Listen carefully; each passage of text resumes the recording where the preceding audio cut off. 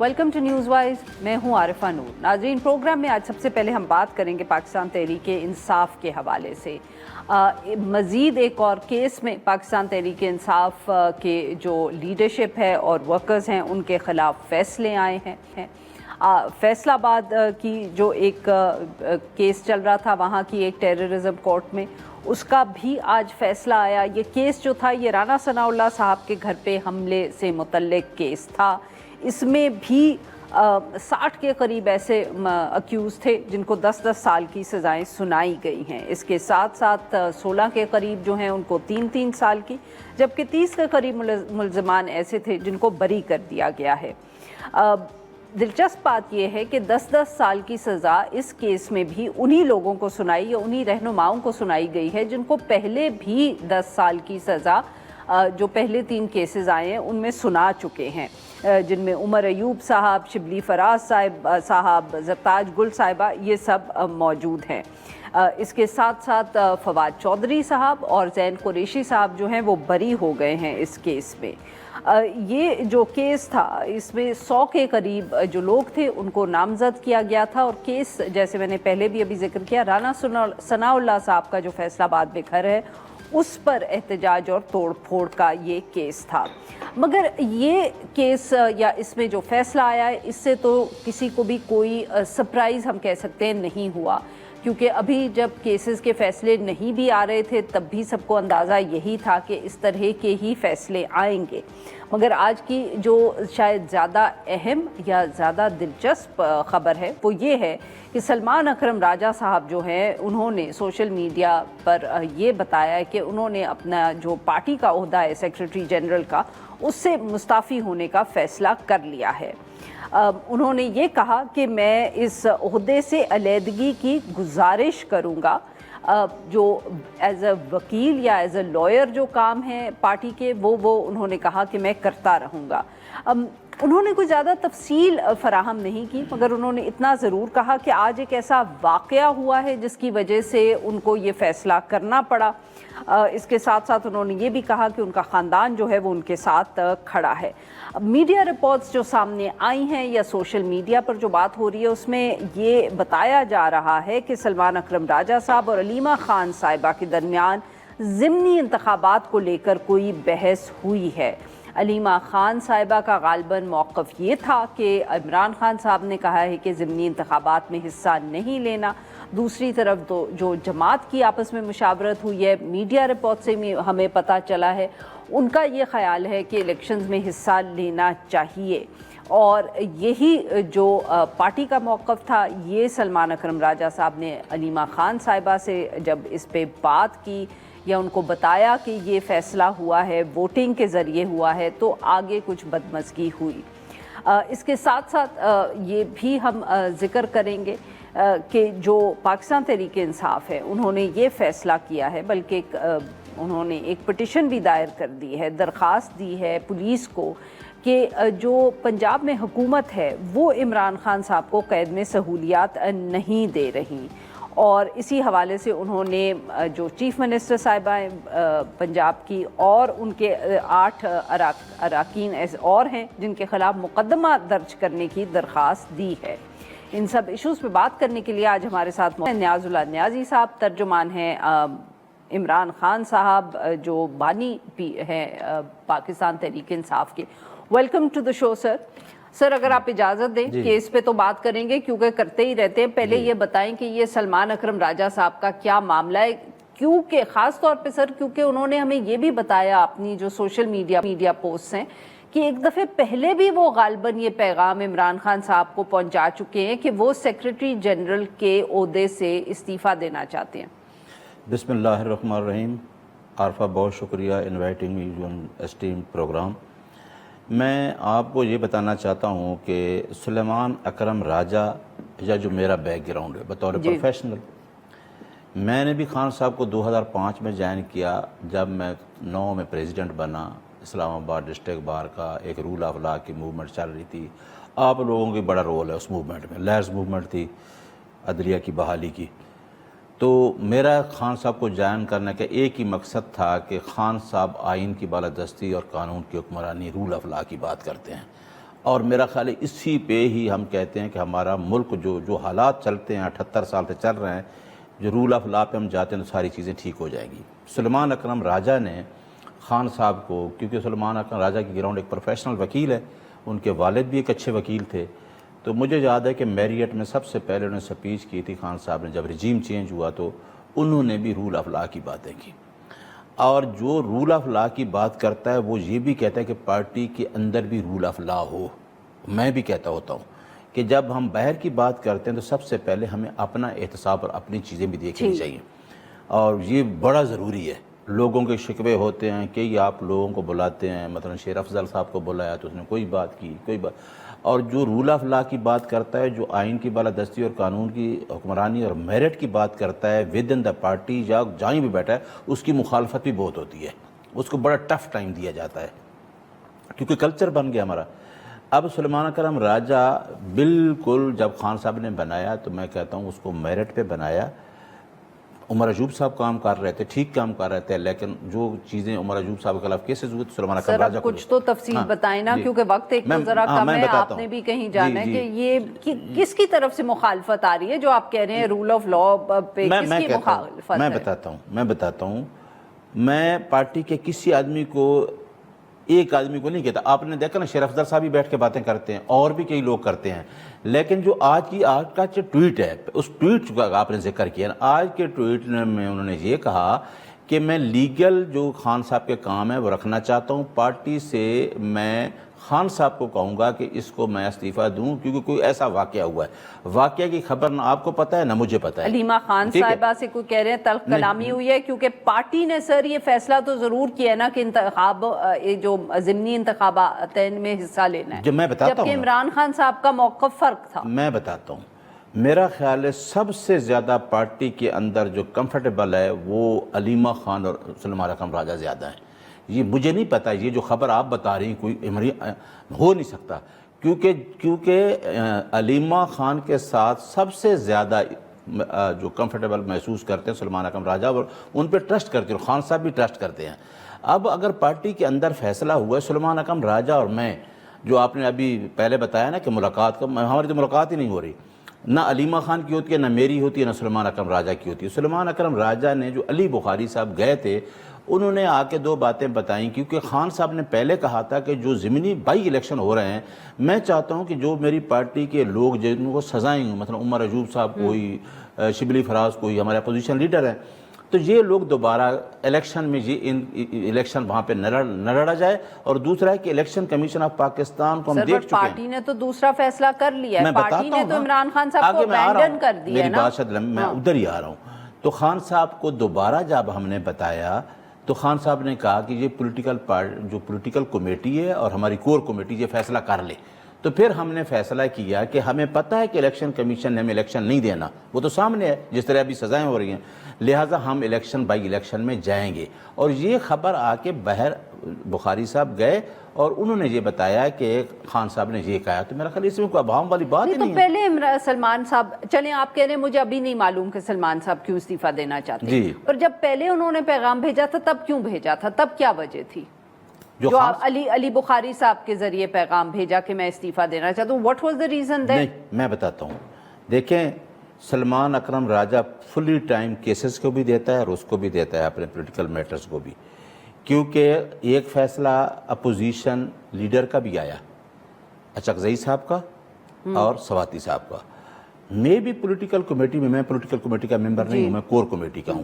مجھے دیکھیں نا، جو چیز مجھے نہیں پتہ میں آپ کے پروگرام میں وہ بتاؤں گا، جو مجھے حقیقت کا پتہ ہے وہ مجھے کوئی ڈر نہیں ہوگا۔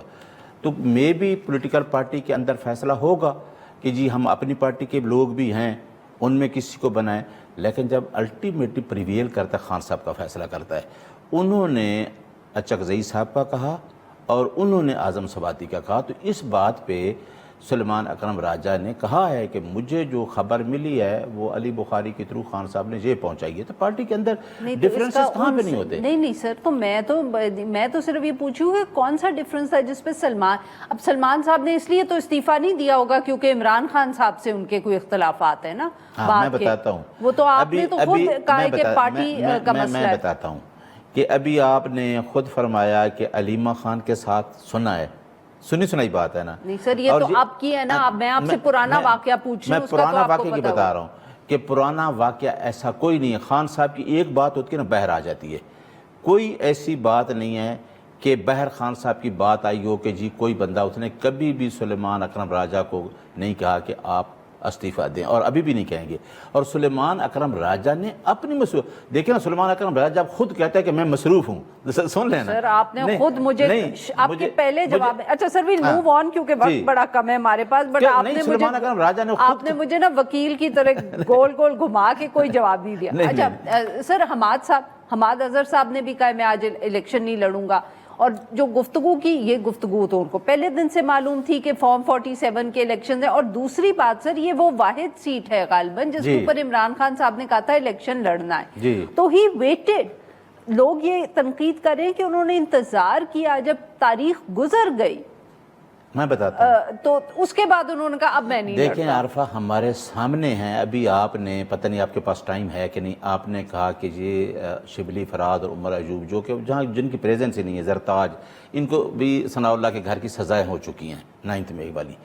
अब हमारे पास अगर अजहर साहब को, हम एक बंदे को इलेक्शन में उतारते हैं तो उसके खिलाफ भी इतने केसेस हैं, हमें नहीं पता कि एक केस खत्म होता है दूसरे में शुरू हो जाता है। कागज क्यों उनके जमा करवाए आप लोगों ने? तो पेपर तो जमा करवाते हैं, उसके दूसरे कजन ने पेपर जमा करा दी, किसी वर्कर को भी टिकट मिल सकता है। हम दे देते ना वर्कर को टिकट, हम देंगे ना, क्यों नहीं देंगे? खान साहब नहीं है। नहीं, खान साहब ने तो परवेज खट्टक के मुकाबले में वर्कर को दे दिया। आपके इस्लामाबाद में जो 3 लोग आए हैं, इलेक्शन लड़ा है, शुएब शाहीन साहब, अली बुखारी साहब, ये नए लोग आए थे, खान ने टिकट दे दिया। तो आप क्या कह रहे हैं कि अब आप लाहौर में, आपके पास वक्त है किसी वर्कर को टिकट देने का? हमारे पास तो ना, क्यों, हमारे पास नाम है, सारे नाम आए, आज भी हम डिस्कस करते हैं। गुजर गई है वो कह रहे हैं। नहीं, तो नाम दिए होंगे, पॉलिटिकल कमेटी ने फैसला किया होगा, ये तो हो ही नहीं सकता। आज ही पता चला है कि उसका कजन भी है, उसका नाम उसका कजन है, हमाद अजहर का कजन पॉलिटिकल वर्कर तो ना हुआ ना सर?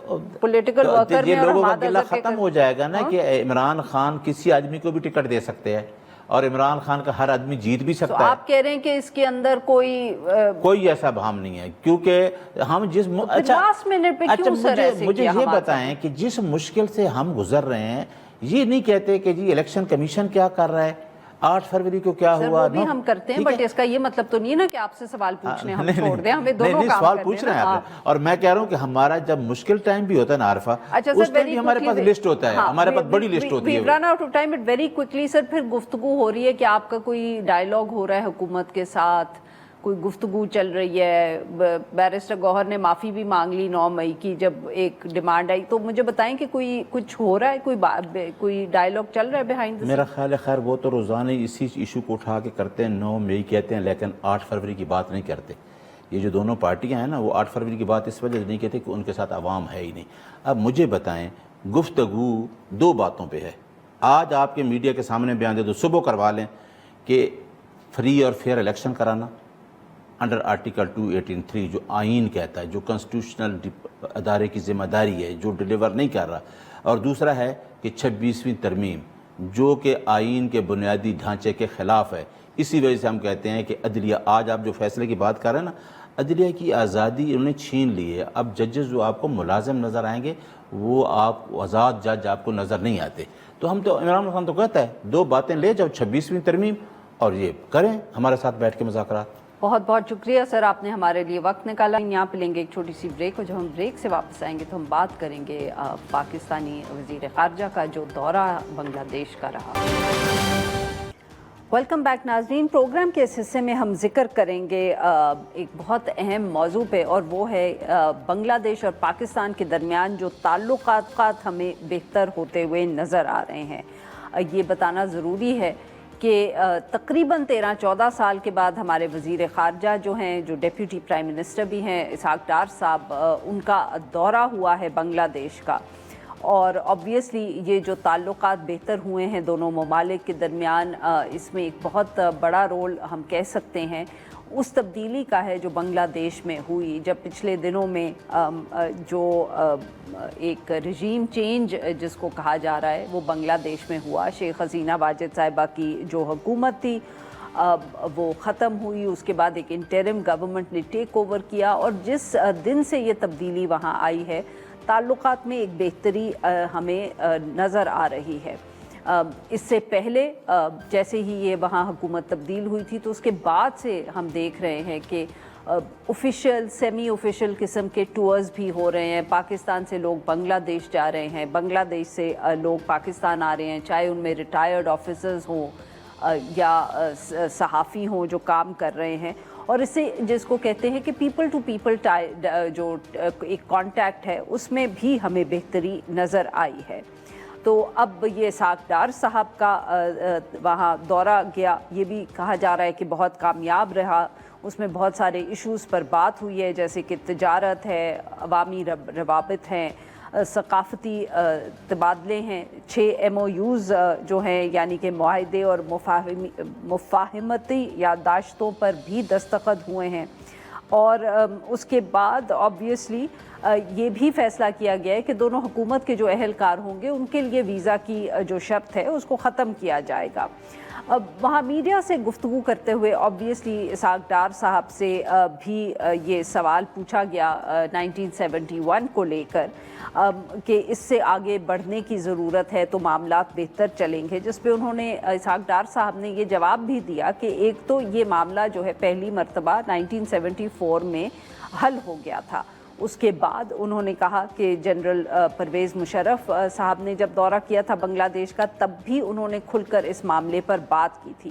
نائب وزیر اعظم کا یہ خیال تھا کہ جب ایک معاملہ حل ہو جائے تو اسلام بھی یہی کہتا ہے کہ دل کو صاف کر لینا چاہیے, اور اب ہمیں چاہیے کہ ہم آگے کی طرف بڑھیں کیونکہ ہمارا مستقبل جو ہے وہ روشن ہے.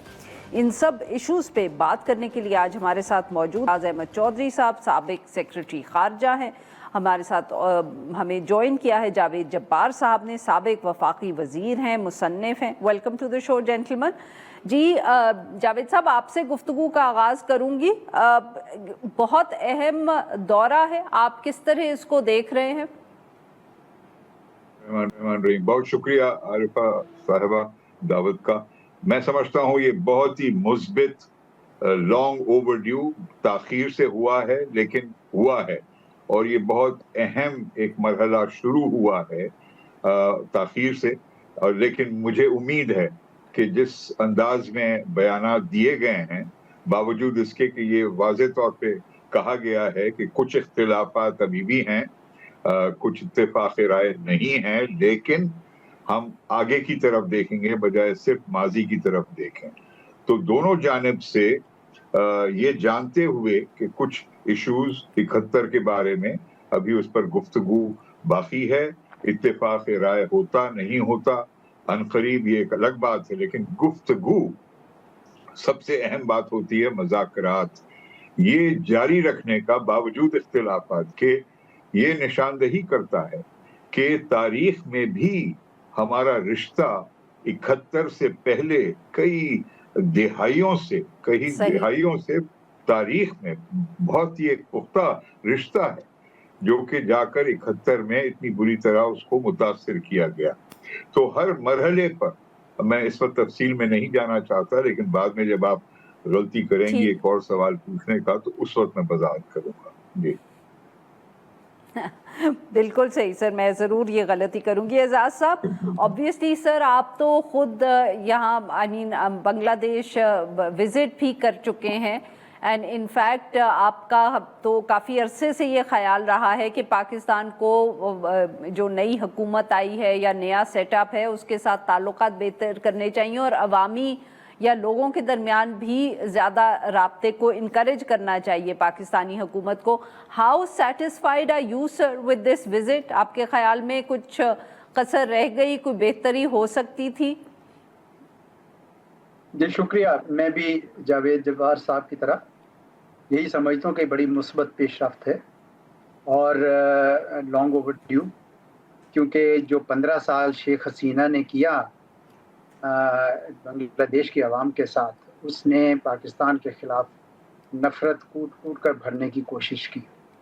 اور آپ نے صحیح کہا کہ میں ان دنوں میں بھی گیا جب وہ برسر اقتدار تھی, اور میں نے دیکھا کہ کس طریقے سے ہندوستان کو کتنی انہوں نے جگہ دے رکھی تھی کہ بنگلہ دیش کے لوگ اپنے ہی ملک میں ایسے محسوس کر رہے تھے جیسے وہ محصور ہیں. تو یہ ہونا تھا, وہ ری ایکشن ہوا. अब इस वक्त पहले भी आपको पता है कि नॉर्मल ताल्लुकात तो हमारे रहे हैं, पहले भी उनके साथ कई अदवार ऐसे आए हैं, खालिदा जिया का था, जनरल इरशाद का था, लेकिन इस दफ़ा जो फ़र्क ये है कि एक कदर मुश्तरक पैदा हुई है दोनों में। हम भी भारत की बालादस्ती, इजारादारी और हेजमनी से तंग हैं और उन्होंने भी पिछले 15 साल में कुछ इसी किस्म का मंजर देखा है। तो अब ये दोनों ममालिक जो हैं वो ये सोच रहे हैं कि भाई हम अगर मिलकर आपस में थोड़ा सा एक बैलेंस ऑफ पावर एस्टेब्लिश करें साउथ एशिया में, तो ये अमन के लिए बेहतर होगा। और ये एक ऐसी सूरत हाल है जिसमें दोनों मुल्क जो हैं एक दूसरे के करीब आ सकते हैं। लेकिन मेरी तरफ से एक कॉशन रही है कि इसको बतदरीज जाना चाहिए, आहिस्ता आहिस्ता। मैं समझता हूँ कि पहले इक्तिसादी और तजारती तावन जो है और दूसरा सकाफती तावन। सकाफत में तो आपको पता है बंगला सकाफत का तो मुकाबला नहीं। तो इन दो मैदानों में अगर आप एक अच्छी बुनियाद फराहम कर देते हैं तो फिर ये जो सियासी, जो आप अपने इब्तदाइया में कह रही थी, कुछ सियासी मुतनाज़ा मामलात हैं, उन पर भी बेहतर तौर पर बातचीत हो सकेगी। अभी फ़िलहाल मेरे ख्याल में इस तरफ चलना चाहिए, फिर बाद में डिफेंस है, सार्क की रिवाइवल है, ये सारी बातें जो है ना बाद में बड़े आराम से हो सकेंगी। इस वक्त और जो एग्रीमेंट्स हुए हैं मुझे वो इसी सिमत में लग रहे हैं कि आप एक इक्तिसादी तावन की और सकाफती तावन की एक बुनियाद फराहम कर दें दोनों मुल्कों के दरमियान। जी बिल्कुल सही जी जावेद साहब, ये आज़ाद साहब ने बहुत अहम बात की कि जिसको कहते हैं ना अंग्रेजी में कि टेक स्मॉल स्टेडी स्टेप्स। बहुत ज़्यादा हम ये ना समझें कि अब ओवरनाइट हम तब्दीली यहाँ ले आएंगे सर। और इसी तनाजुर में सर जो एक आज एकदम जब हमने सुबह अखबार देखे तो साक का जिक्र आया, शायद वो लगता है कि कुछ बहुत एम्बिशियस हो गया, बहुत जल्दी कर दी कि साक का जिक्र कर दिया। अभी तो हमें बहुत से शायद कदम छोटे छोटे लेने हैं before we talk about that. सही, देखिए मैं तो कोई एक कदम आगे जाऊंगा सार्क से। सार्क में इत्तेफाक राय सब में एक बुनियादी नागुज़ीर उसूल है सार्क का, रूल डिसीशंस बाय कंसेंसस। और हमें पता है कि हिंदुस्तान कभी इत्तेफाक राय को मुमकिन नहीं बनाएगा। उसी ने सैबोटाज किया सार्क समिट जो इस्लामाबाद में होने वाली थी। मैं तो कहूंगा कि साथ साथ जो कि रियासतों के दरमियान गुफ्तगू हो, लेकिन एक और तंजीम बनाई जाए, पाकिस्तान बांग्लादेश कोऑपरेशन ऑर्गेनाइजेशन।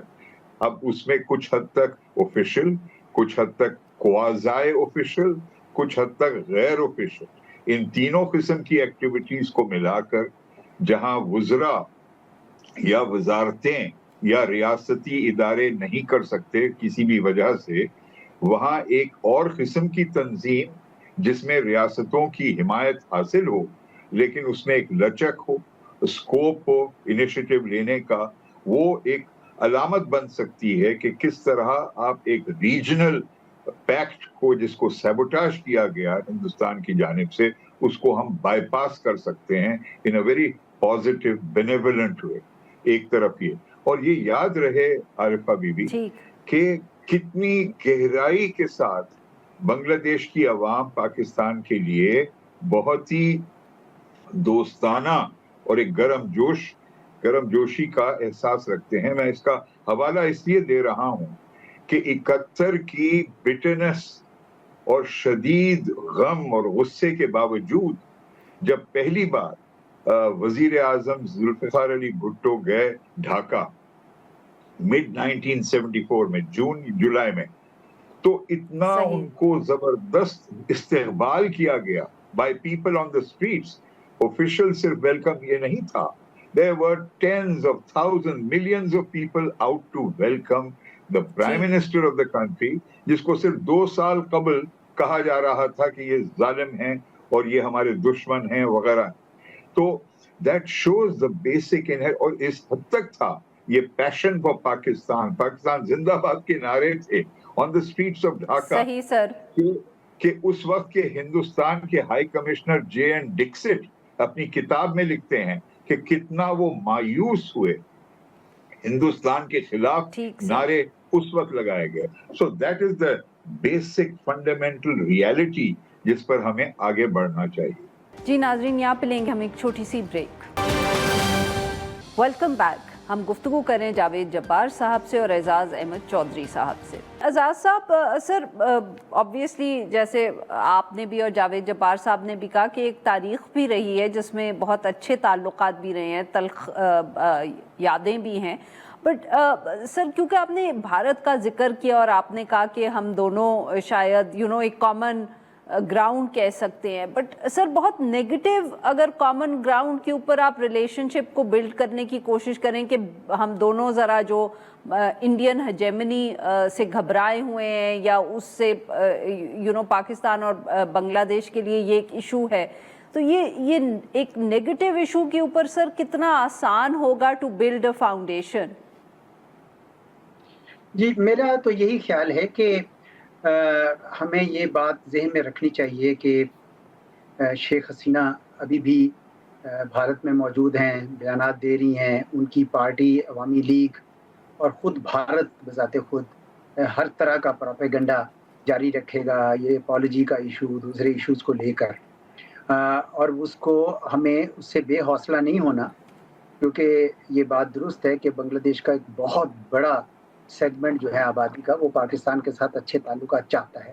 تو چنانچہ آپ کو کوشش یہ ہونی چاہیے کہ آپ اس وقت اس آبادی کے ساتھ زیادہ ریزونیٹ کریں, اپنے اقتصادی میدان میں, تجارتی میدان میں, ثقافتی میدان میں, اور تاکہ جو پروپیگنڈا ہندوستان کر رہا ہے اس کی نوبت نہ آئے. پھر رہ گیا یہ جس طرح ڈار صاحب نے ہینڈل کیا, وہ بھی ٹھیک طریقہ تھا کہ جی ہم نے تو جب 2002 میں جنرل مشرف گئے اس وقت بھی ریگریٹ بھی کیا, اور وہ جو شہداء کا تھا میدان یا کیا تھا یادگار سی ادھر بھی گئے. اور اس سے پہلے مجھے شاہد حسین سید صاحب بتا رہے تھے کہ 1998 میں جب نواز شریف صاحب گئے اور یہ ان کے ساتھ منسٹر فار انفارمیشن تھے, اس وقت بھی ریگریٹ ایکسپریس کی گئی.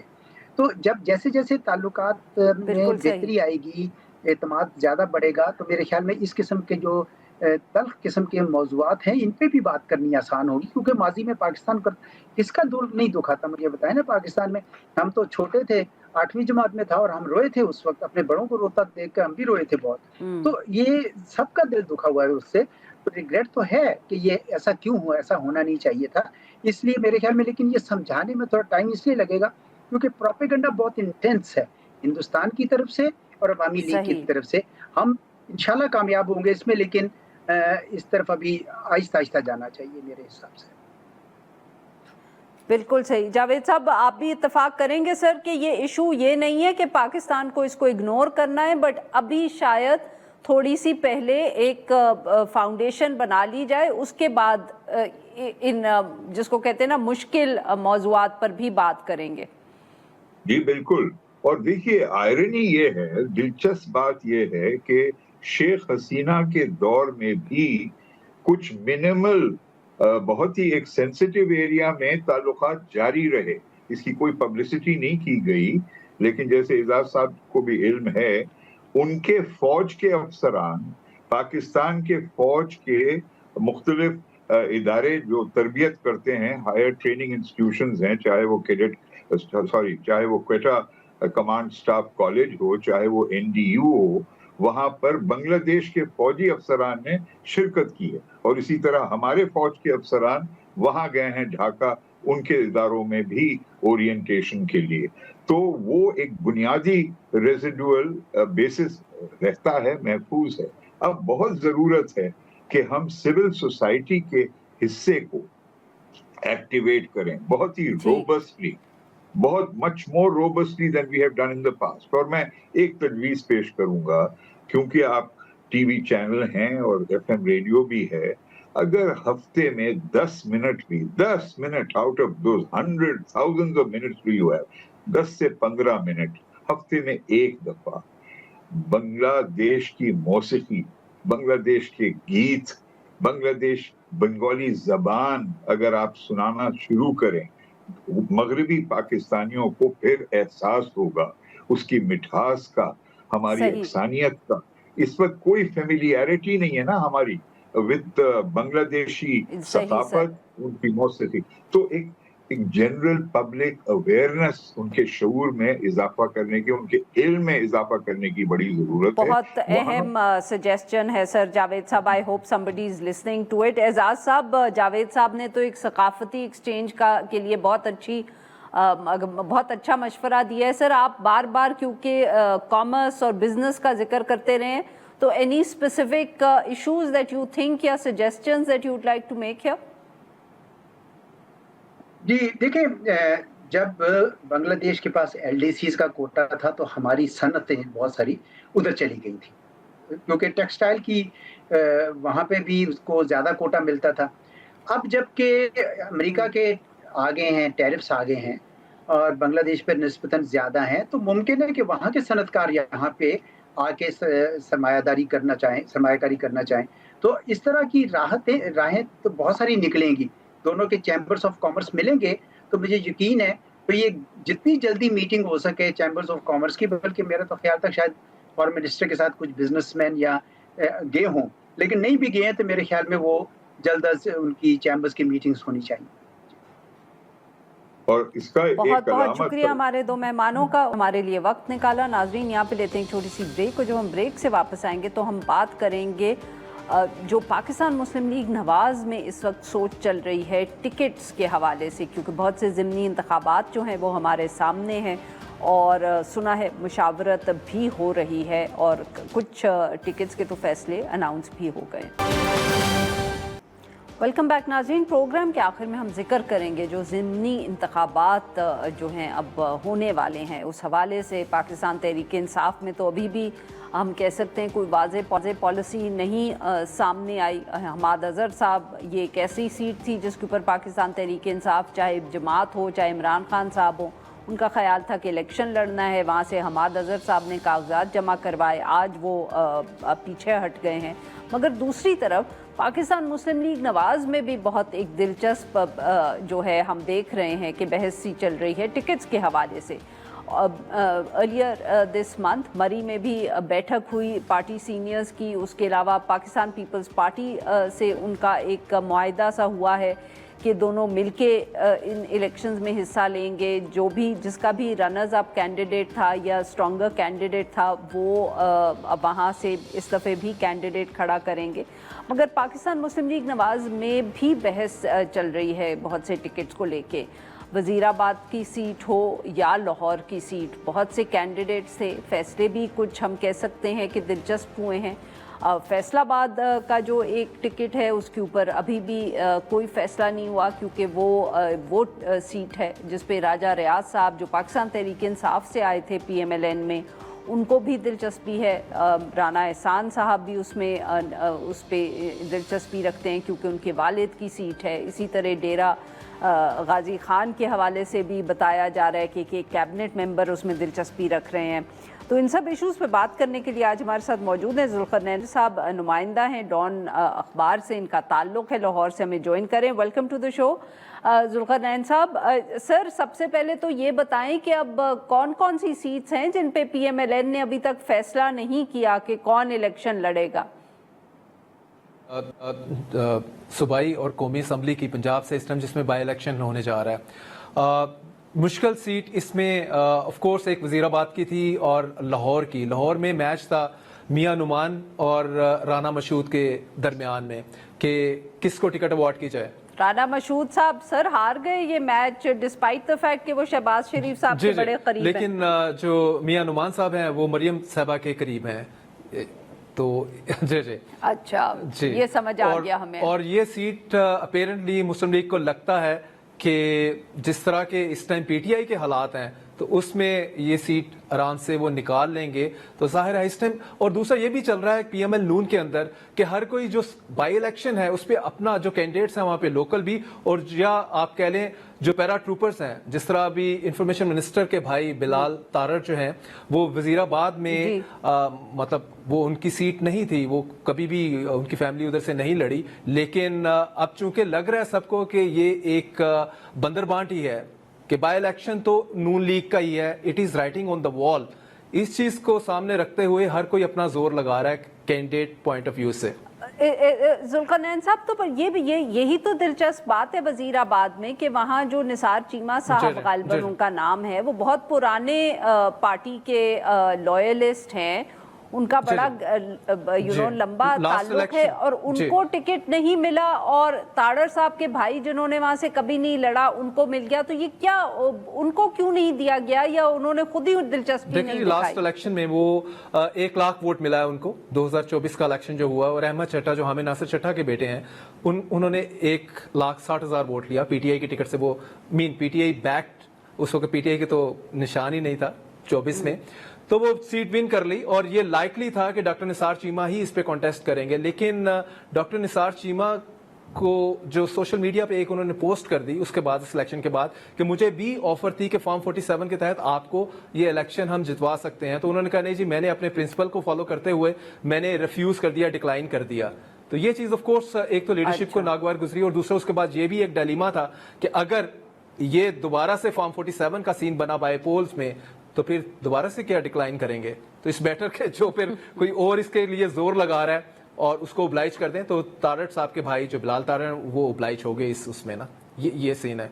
और सर ये जो फैसलाबाद की भी एक सीट है, उधर भी गुफ्तगू हो रही है। हाँ, राजा रियाज साहब और राना एहसान साहब दोनों बहुत कोशिश कर रहे हैं, वहाँ क्या सूरत हाल है? देखें, लाइकली तो है शायद कि एहसान साहब को शायद वो टिकट मिल जाए, क्योंकि पहले उनको पार्टी के ज़्यादा लॉयलिस्ट हैं, तो मोस्ट प्रोबेबली ये टिकट उनके पास चली जाएगी। लाहौर में आप देख लेना, NA 129 में हमाद अजहर का भी सरप्राइजिंग इन दैट वे है। अगर दूसरी तरह से देखा जाए तो शायद सरप्राइजिंग भी नहीं है। हमाद अजहर जो है वो May 9 के केसेस में बुक हैं, लेकिन अभी तक नहीं पकड़े गए, और इवन कई मरतबा हमने देखा है कि वो मंजर आम पे आए। इवन जब उनके फादर की डेथ हुई है तो सारे पॉलिटिशियन PML नून से हों, पीपल्स पार्टी से हों या PTI से हों, उनके घर जाके उनसे कंडोलेंसेस एक्सप्रेस करते रहे, लेकिन पुलिस उनके घर नहीं गई और उनको अरेस्ट नहीं किया।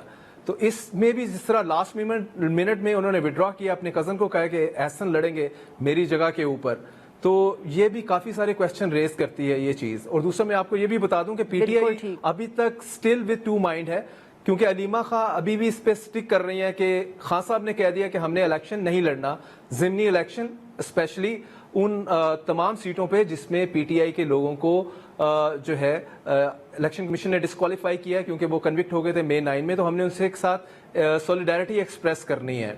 और दूसरा उनको फॉर्म 47 का डर, तो वो अलग बात है, वो बुरी बहस ही अलग हो जाएगी।